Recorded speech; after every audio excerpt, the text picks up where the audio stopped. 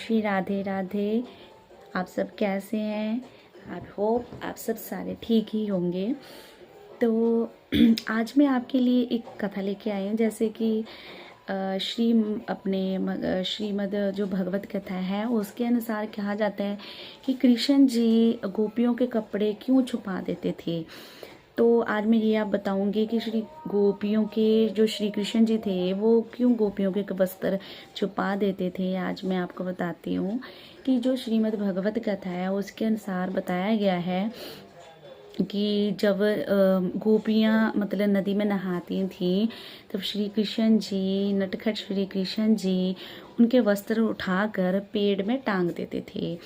ठीक है, तो वो पेड़ पर इसलिए टांग देते थे, आपने देखा ही होगा, हमें मतलब टीवी में भी दिखाया जाता है कि वो गोपियों के वस्त्र उठाकर टांग देते थे।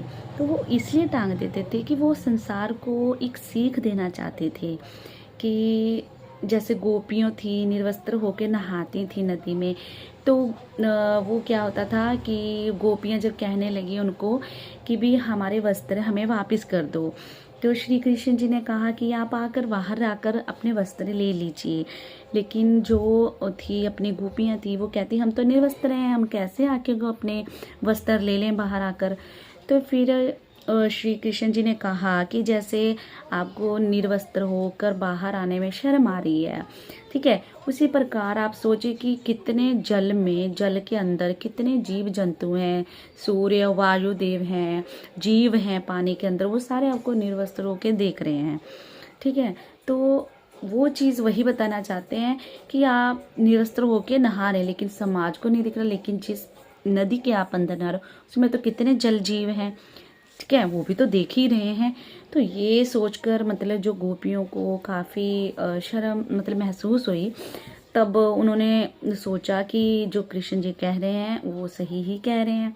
देखिए समाज में हम देखते हैं कि अब यही बात हमारी वही आ जाती है कि हम कहते हैं कि लोग पाप करते हैं और कौन सा कोई देखता है ना, लेकिन देखने वाला परमात्मा है, उसकी आंखें पता नहीं कितनी है, वो हमें कहीं से भी कुछ देख लेता है। इसलिए कभी गलत काम तो नहीं करना है, क्योंकि हमें कोई ना कोई तो देख ही लेता है, और कोई ना देखे लेकिन परमात्मा ज़रूर देखता है। ठीक है, वो कहीं उनकी आंखें हम कह नहीं सकते कितनी अनंत हैं कि जो भी पाप करते हैं, चोर करता है और भी लोग पाप करते हैं, तो वो परमात्मा सब देखता है।